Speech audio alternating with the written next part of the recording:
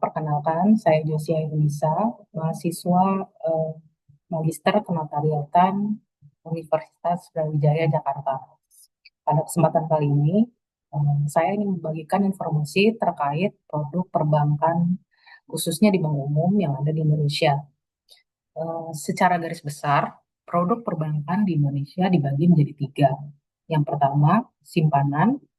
Yang kedua, produk jaminan atau kredit. Dan yang ketiga, yaitu produk jasa perbankan lainnya. Kita bahas satu-satu ya. Yang pertama, produk pinjaman kredit. Bank umum biasanya menyediakan fasilitas pinjaman kepada nasabah debitur yang memiliki kualifikasi yang dinilai layak bagi perbankan.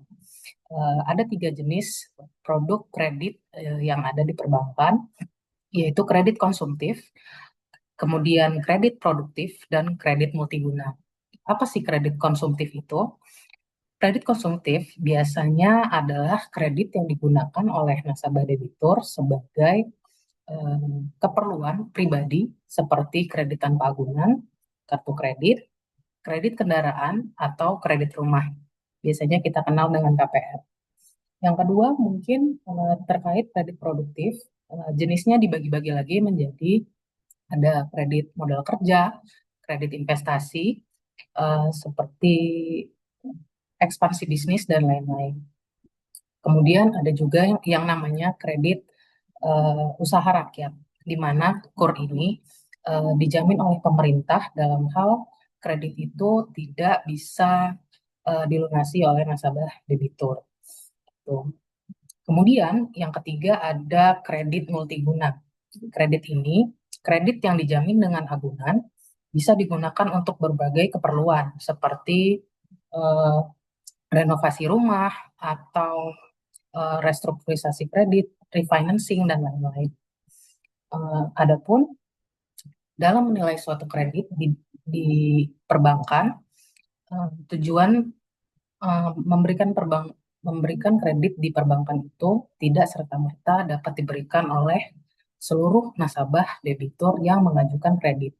Akan tetapi, terlebih dahulu dari relationship manager atau analis kredit biasanya menganalisa uh, kredit sebagai tujuan untuk memastikan apakah memang kredit ini layak guna dan tepat guna. Adapun analisa kredit adalah proses penilaian kelayakan calon debitur sebelum bank memberikan kredit untuk menilai kemampuan sebelum bank memberikan kredit dan menilai bahwa kelayakan debitur dalam membayar kewajiban kredit sesuai dengan persyaratan yang berlaku di masing-masing perbankan. Adapun tujuan dari analisa kredit ini, yang pertama, menentukan layak atau tidaknya kredit yang akan disetujui. Yang kedua, menilai resiko gagal bayar. Dan yang ketiga, menetapkan bunga, jangka waktu, dan agunan sesuai profit dari resiko yang kemungkinan akan terjadi. Oke, kita bahas selanjutnya tahapan analisa kredit.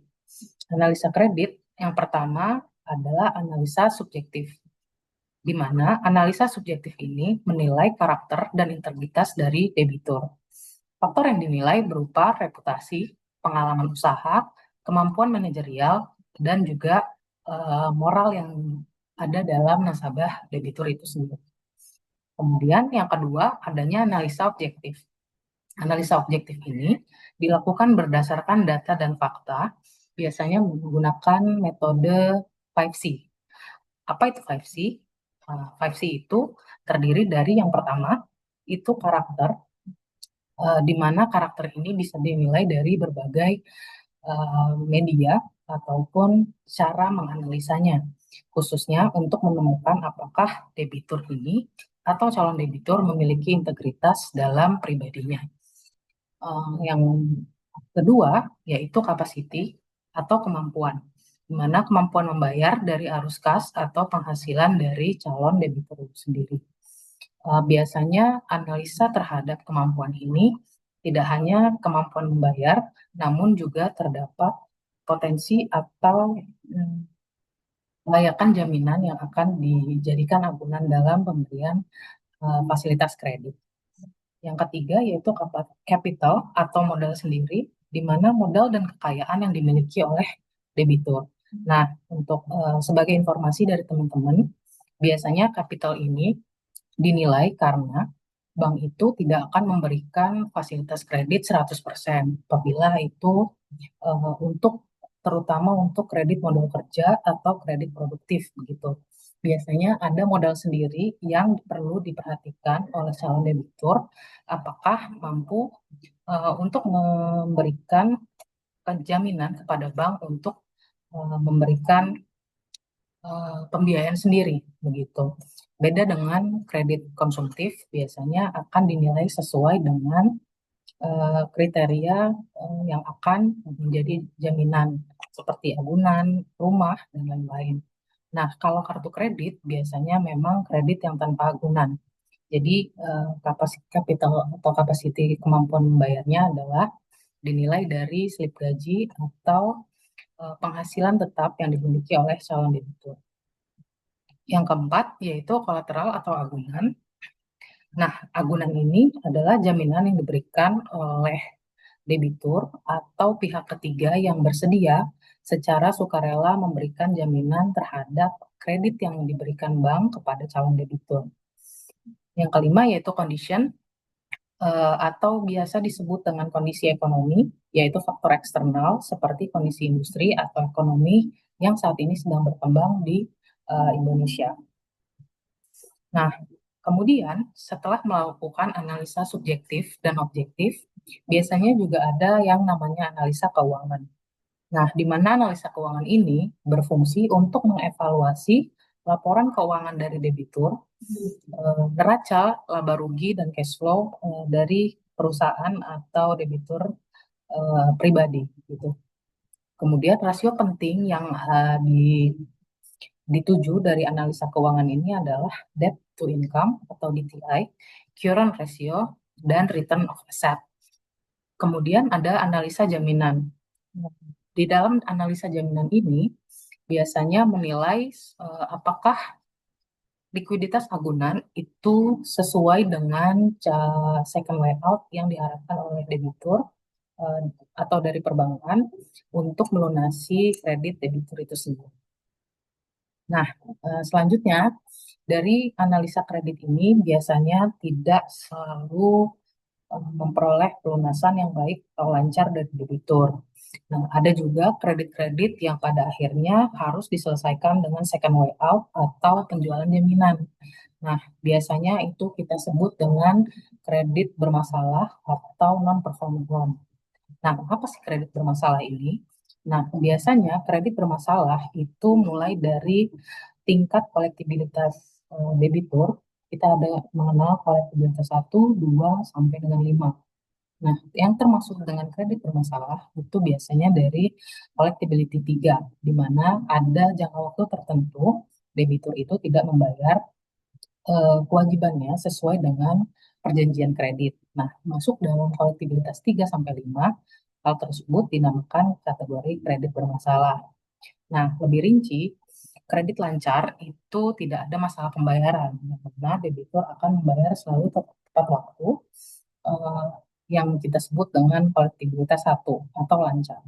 Yang kedua, kredit dalam perhatian khusus atau DPK, yaitu di mana debitur mengalami terlambatan pembayaran kurang dari 90 hari. Nah, biasanya dari slip OJK itu terlihat ada penurunan kolektibilitas dari debitur tersebut. Biasanya dari pihak perbankan, apabila terdapat debitur yang dalam perhatian khusus ini atau call 2, langsung dilakukan negosiasi ulang atau restrukturisasi apabila pada akhirnya itu dapat dipenuhi oleh debitur sesuai kriterianya yang ditentukan oleh perbankan. Kemudian ada kredit kurang lancar, di mana kredit kurang lancar ini terjadi apabila terdapat keterlambatan bayar dari debitur selama 90 sampai 120 hari. Nah, biasanya untuk saat ini di perbankan itu apabila telah terdapat kredit kurang lancar, dari pihak perbankan sudah mulai mengirimkan somasi atau surat peringatan kepada debitur, yang mana itu adalah step awal sebelum akhirnya kreditur itu menyelesaikan kredit bermasalah ini dengan penjualan agunan. Sebetulnya tidak ada undang-undang yang spesifik mengatur berapa kali sih sebenarnya pemberian somasi itu dilakukan sebelum akhirnya bank bisa melakukan eksekusi terhadap jaminan debitur. Akan tetapi dari segi penilaian kelayakan atau keadilan atau kepastian, perbankan biasa menerapkan somasi satu, dua, atau tiga, gitu. Maksimal di 3 kali somasi baru bisa dilakukan pelaksanaan eksekusi. Nah, tapi tidak jarang juga ada somasi yang lebih dari kurang dari 3 kali. Namun hal tersebut sebenarnya tidak menjadikan eksekusi itu serta-merta batal. Kemudian, kredit yang diragukan atau kolektibilitas 4, di mana debitur itu mengalami keterlambatan 121 hari sampai dengan 180 hari. Nah, mulai dari sini biasanya sudah mulai dilakukan lelang atau penyelesaian lainnya yang dilakukan oleh kreditur untuk mendapatkan pengembalian kredit dari debitur yang bermasalah. Kemudian yang kelima yaitu kredit macet atau K5, di mana keterlambatan pembayaran debitur ini sudah melebihi 180 hari dan sudah um, sudah mungkin dilakukan lelang eksekusi terhadap bangunannya apabila ada, gitu ya. Lagi-lagi perlu saya informasikan bahwa informasi ini merupakan guideline awal bagi para teman-teman yang ingin mengetahui sebenarnya bisnis perbankan di Indonesia itu seperti apa.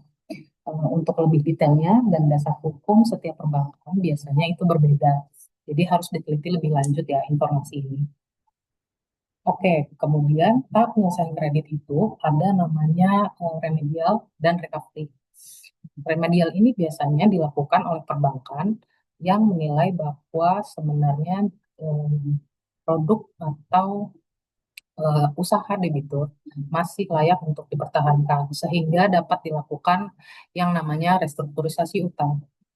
Apabila dimungkinkan, restrukturisasi ini bisa berupa pemunduran jangka waktu, perubahan suku bunga, dan lain sebagainya, tergantung dengan analisa perbankan. Tapi perlu diingat ya, restrukturisasi ini bukan untuk seluruh debitur dan bukan merupakan hak dari debitur, melainkan berdasarkan analisa perbankan, bank yang akan menentukan apakah debitur itu layak untuk diberikan restrukturisasi atau tidak. Oke, yang selanjutnya, apabila memang dinilai restrukturisasi ini tidak dimungkinkan atau gagal, dari kreditur atau perbankan bisa melakukan penagihan, baik itu melakukan penagihan secara internal maupun dengan menggunakan eksternal. Oke, bedanya perbankan dengan lembaga jasa keuangan yang memberikan kredit pada segmen lainnya, begitu ya. Kita untuk memberikan jasa eksternal penagihan itu juga diatur oleh undang-undang. Jadi tidak sembarangan dan tidak menggunakan debt collector yang sifatnya mengancam. Yang selanjutnya yaitu pengambil alihan agunan. Nah, ini yang dibilang tadi, apabila debitur itu gagal bayar dan telah dilakukan somasi oleh bank kepada debitur atau pemilik jaminan, maka selanjutnya biasanya dari kreditur atau perbankan melakukan eksekusi jaminan, bisa melalui eksekusi lelang, jual bawah tangan, penembusan, atau AIDA. Nah, AIDA ini mungkin kurang familiar dari teman-teman. AIDA itu apa sih? AIDA itu adalah agunan yang diambil alih. Nah, dalam hal ini perlu dicermati, tidak semua perbankan itu bisa mengambil AIDA, itu ditentukan oleh kebijakan perbankan masing-masing. Selanjutnya, apabila tidak bisa dilakukan eksekusi jaminan, bisa juga melakukan upaya hukum dari eksekusi tersebut. Dalam hal memang pada akhirnya jaminan kredit dari debitur ini tidak bisa dilakukan eksekusi secara sukarela. Nah, biasanya upaya hukum yang bisa dilakukan itu dari kreditur banyak ya.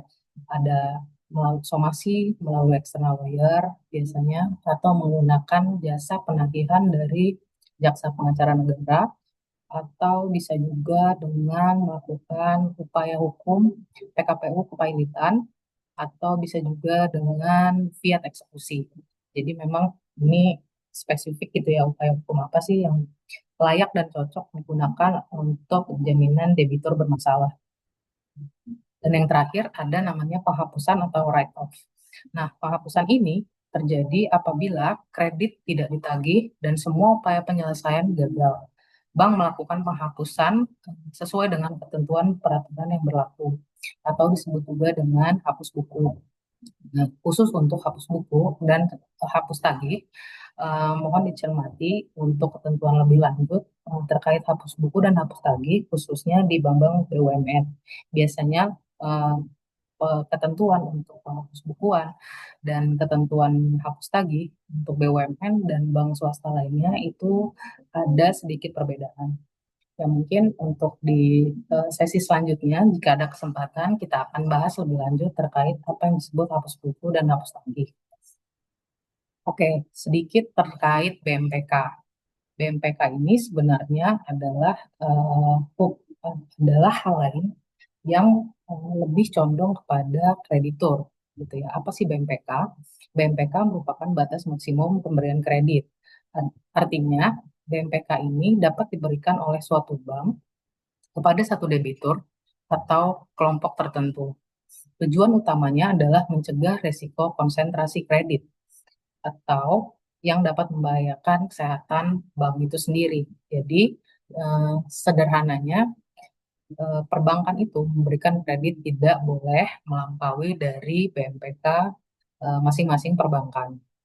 Dasar regulasinya di Indonesia diatur dalam peraturan OJK melalui penilaian kesehatan bank dan manajemen risiko kredit. Adapun beberapa aturan penting terkait BMPK, yaitu BMPK untuk debitur tunggal umumnya tidak boleh menyalurkan kredit melebihi persentase tertentu dari modal inti bank kepada satu debitur. Misalnya, OJK menetapkan maksimum 15% dari modal inti bank untuk debitur tertentu. Kemudian, batas maksimum kredit untuk kelompok debitur yang terhubung. Jika beberapa debitur memiliki hubungan ekonomi atau kepemilikan yang sama, mereka dianggap sebagai suatu kelompok. Bank juga harus membatasi total kredit yang diberikan ke kelompok ini agar tidak melebihi persentase tertentu dari modal inti perbankan tersebut. Yang ketiga, pengecualian atau kelonggaran dari BMPK. Beberapa jenis kredit seperti kredit untuk proyek pemerintah atau kredit yang dijamin secara khusus bisa mendapatkan pengecualian dari BMPK ini. Nah, tujuannya apa sih? Sebenarnya tujuan BMPK ini adalah satu, bisa untuk mengurangi resiko kredit terhadap satu debitur. Artinya, jika satu debitur gagal bayar dalam jumlah besar, bank tidak akan terkena kerugian signifikan karena kredit sudah dibatasi. Yang kedua, mencegah adanya konsentrasi kredit. Bank tidak menaruh semua telur dalam satu keranjang, ibaratnya. Dengan memberikan kredit terlalu banyak ke satu pihak atau kelompok terkait, hal tersebut juga bisa memberikan dampak atau resiko kredit bagi perbankan itu sendiri. Ketiga, yaitu menjaga kesehatan bank. Dalam BMPK, bank lebih stabil karena resiko kredit bisa tersebar. Yang keempat, memenuhi regulasi OJK. OJK sebagai pengawas perbankan mengatur batas BMPK masing-masing bank, khususnya spesifik BUMN dan bank swasta itu memiliki ketentuan yang berbeda dan harus dilihat juga dari modal inti suatu perbankan, apakah perhitungannya nanti sesuai atau tidak. Gitu. Bank yang tidak memenuhi BMPK bisa dikenakan sanksi atau dianggap tidak sehat secara perbankan. Gitu ya. Oke. Kemudian dampak penting dari BMPK biasanya untuk membantu mengelola resiko konsentrasi pada perbankan. Yang kedua, memberikan kepercayaan regulator dan nasabah bahwa bank itu dikelola secara prudent. Ketiga, membatasi kemungkinan kredit macet dalam jumlah besar yang dapat menguncang stabilitas bank. Perlu diperhatikan juga ya teman-teman bahwa bank itu adalah suatu lembaga jasa keuangan yang mengelola dana masyarakat untuk disalurkan kembali kepada masyarakat, sehingga apabila perbankan tidak mematuhi ketentuan BMPK ini, dampaknya akan sangat signifikan bagi nasabah yang sudah menaruh kepercayaan kepada perbankan itu. Oke, sekian untuk kredit ya. Seperti coba kita sampaikan di awal, sebetulnya kredit itu jenisnya sangat banyak dan beragam. Ada yang bisa dibuat dengan kesepakatan atau sudah diatur dengan undang-undang. Apabila teman-teman tertarik untuk mempelajari lebih dalam terkait kredit, gitu ya, banyak peraturan yang bisa dibaca atau buku-buku yang bisa menjadi referensi dari teman-teman semua.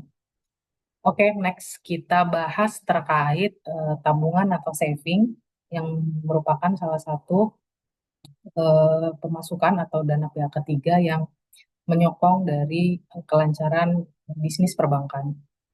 Oke, ada beberapa jenis saving yang ada di perbankan, seperti adanya tabungan, deposito berjangka, giro, tabungan berjangka, simpanan falas, dan lain-lain. Yang pertama yaitu tabungan. Secara singkat mungkin akan saya sampaikan bahwa produk simpanan ini untuk kebutuhan transaksi harian maupun menabung jangka panjang. Contohnya, kalau kita ambil salah satu contoh perbankan aja, itu ada namanya tabungan reguler, tabungan khusus anak, dan tabungan untuk generasi muda. Nah, lagi-lagi mungkin kita tidak akan membahas terlalu detail apa itu tabungan reguler, tabungan khusus anak dan generasi muda, dan jenis-jenis tabungan lainnya. Karena memang produk perbankan dan tabungan ini, masing-masing perbankan memiliki penamaan yang berbeda, namun memang tujuannya hampir sama. Secara general, tabungan ini merupakan fasilitas perbankan untuk bagi nasabah menyimpan uang seperti biasa ya. Jadi bisa dilihat dari fasilitas mana nih yang mau teman-teman pakai untuk tabungan ini. Misalnya eh, apabila teman-teman mau nabung untuk anak, ya bikin tabungan khusus anak gitu.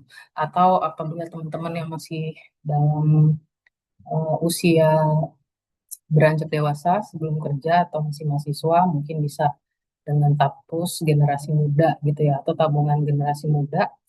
Ini maksudnya jadi tidak terlalu besar untuk biaya administrasinya gitu. Atau tabungan reguler biasanya untuk orang-orang yang sudah berpenghasilan di limit tertentu atau memiliki kegiatan transaksi perbankan di nilai limit tertentu.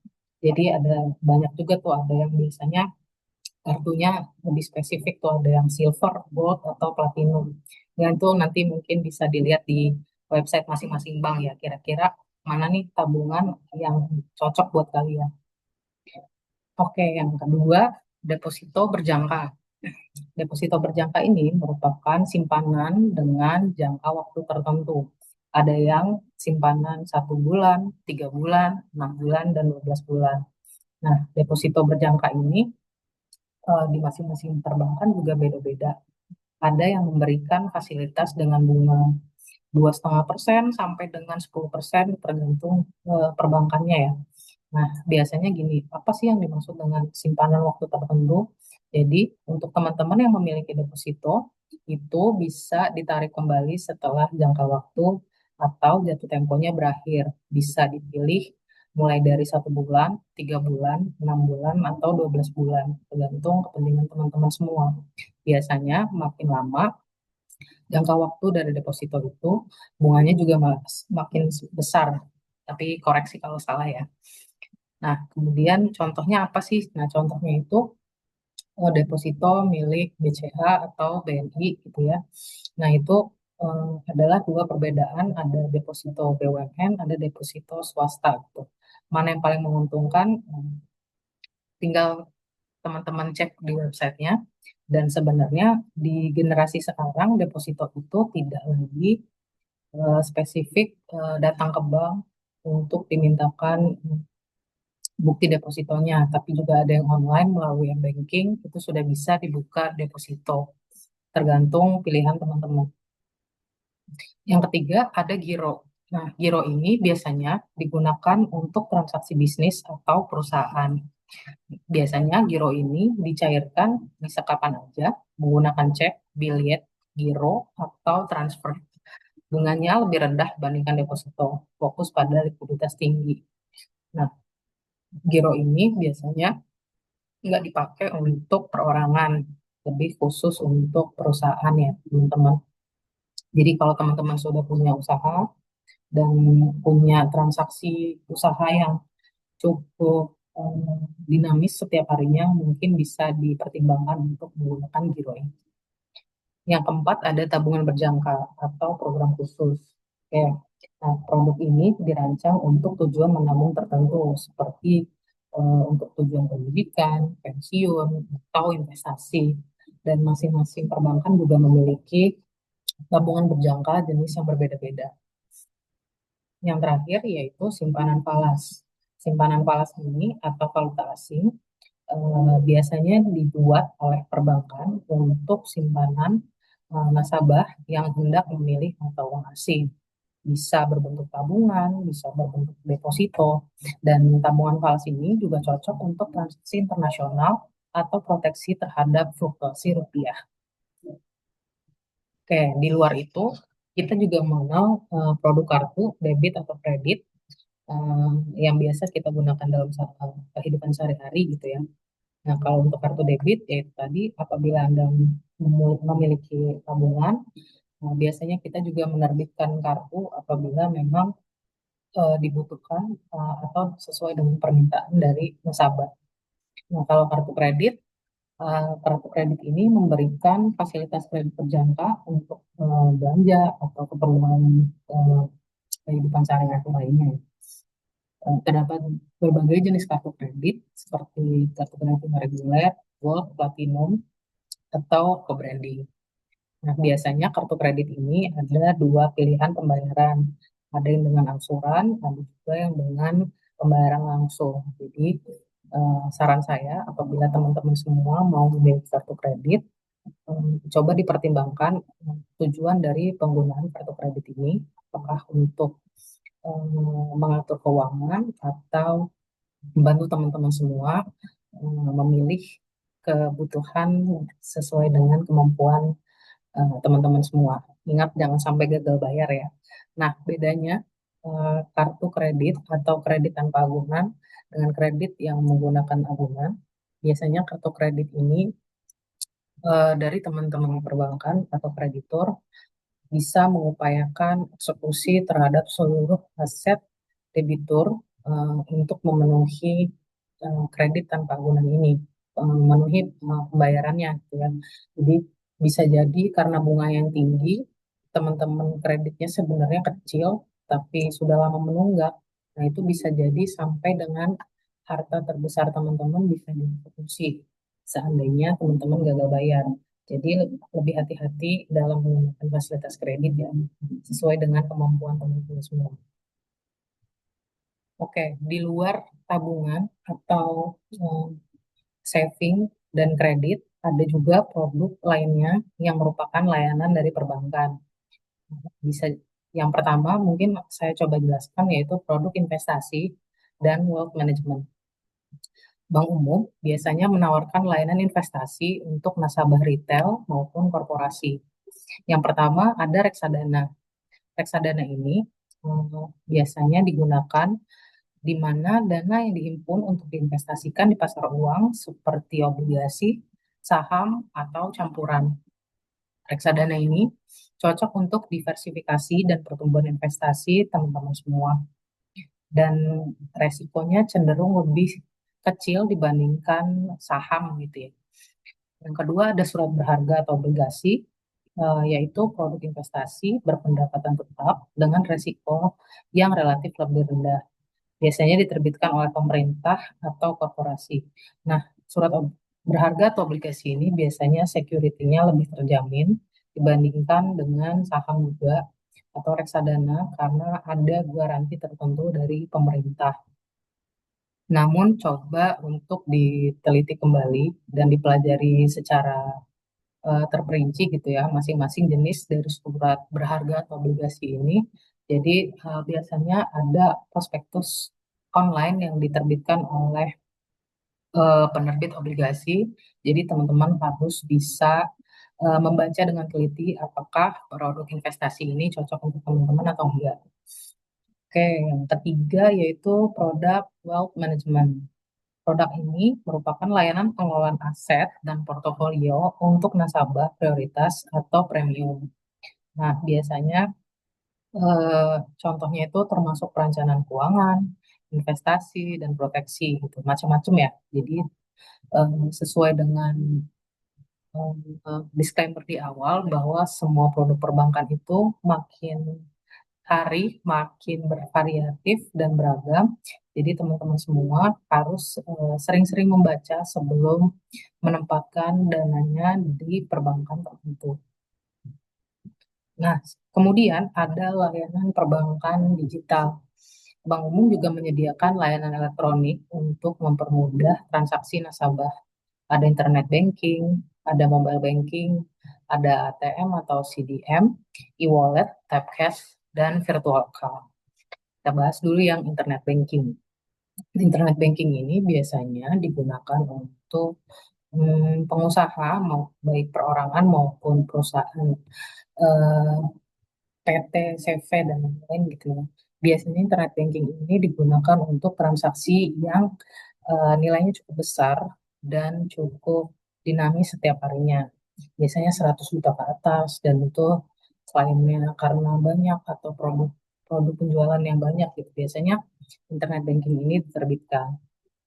Kalau dulu semua pihak atau nasabah itu bisa memperoleh internet banking, tapi dengan adanya beberapa kejadian seperti fraud dan lain-lain, ada money laundering juga. Jadi perbankan lebih hati-hati dalam memberikan fasilitas internet banking, tidak ke semua jenis nasabah, tergantung dengan keperluan nasabah dan background nasabah itu sendiri. Kalau tadi di kredit kita bahas terkait 5C, nah kalau di nasabah ini biasanya ada QIC atau Know Your Customer. Nah, tergantung pertimbangan bank, apakah nanti teman-teman semua bisa mendapatkan fasilitas internet banking atau cukup dengan mobile banking. Oke, bahas soal mobile banking ya. Nah, mobile banking ini merupakan transaksi via smartphone, QR payment, top up, atau pembayaran tagihan lainnya. Nah, teman-teman pasti udah pada tahu dong, dan udah pada punya m-banking, dan teman-teman harus hati-hati dalam penggunaan m-banking. Biasanya juga terdapat modus-modus kejahatan yang sekarang marak terjadi gitu ya. Jadi coba lebih aware terkait mungkin meningkatnya teknologi, semakin meningkat juga tindakan atau jenis kejahatan yang terjadi. Seperti yang sekarang sedang marak itu adalah kejahatan dengan modus phishing di mobile banking yang mengatasnamakan lembaga pemerintahan tertentu. Teman-teman harus hati-hati, jangan mudah percaya dengan informasi atau SMS yang mengatasnamakan perbankan yang bisa merugikan teman-teman sendiri. Kemudian terkait ATM atau CDM, Cash Deposit Machine, yaitu berupa tarik tunai, setor tunai, dan transfer. Nah, itu mungkin teman-teman udah familiar dengan ini ya. Yang terakhir ada jenis e-wallet, tap cash atau virtual account. Tap cash ada e-money juga, ada banyak ya produk-produk yang sebenarnya kayak virtual card gitu untuk pembayaran digital untuk transaksi retail atau bisnis. Oke, yang terakhir yaitu layanan lainnya atau perantara pembayaran. Di Bank Umum juga menyediakan produk untuk fasilitasi transaksi dan keamanan dana, seperti remittance atau transfer internasional, atau bisa juga dikenal dengan SWIFT, yaitu pengiriman uang ke luar negeri. Nah, biasanya di sini juga melibatkan bank eh, bank penerima atau bank koresponden gitu ya, untuk memastikan apakah transaksi ini sesuai atau enggak. Oke, selanjutnya ada juga SDB atau Safe Deposit Box.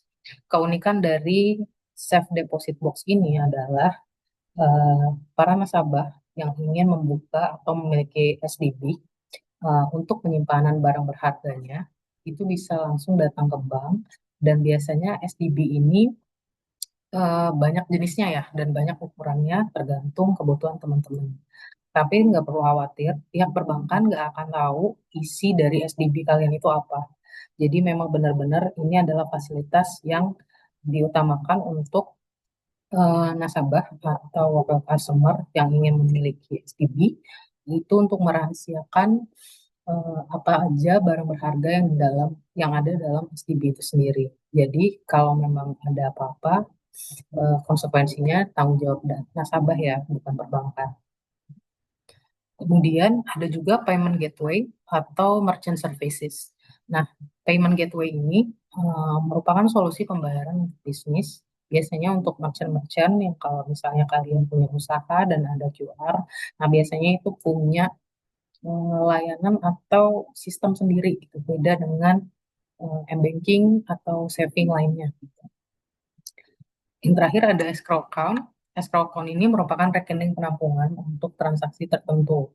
Nah, kalau kalian familiar dengan perusahaan yang punya transaksi dengan perusahaan lain yang melibatkan misalnya ada impor atau kegiatan yang memerlukan persetujuan terlebih dahulu, itu biasanya menggunakan escrow. Jadi seluruh transaksinya harus dengan menggunakan standing instruction dari si pemilik escrow tersebut gitu. Oke, mungkin sekian presentasi atau informasi kita kali ini. Salam kenal semuanya, semoga bermanfaat. Ingat ya, produk perbankan itu adalah untuk memberikan kemudahan bagi kita semua untuk menjalankan kehidupan, mengatur keuangan, dan juga memberikan fasilitas untuk kita khususnya dalam mengatur keuangan kita sendiri. Jadi semua hal yang saya sampaikan hari ini semoga bisa bermanfaat dan memberikan guidelines ke teman-teman untuk bisa mengenal lebih jauh sebelum menempatkan dana atau memperoleh kredit dari perbankan. Terima kasih teman-teman.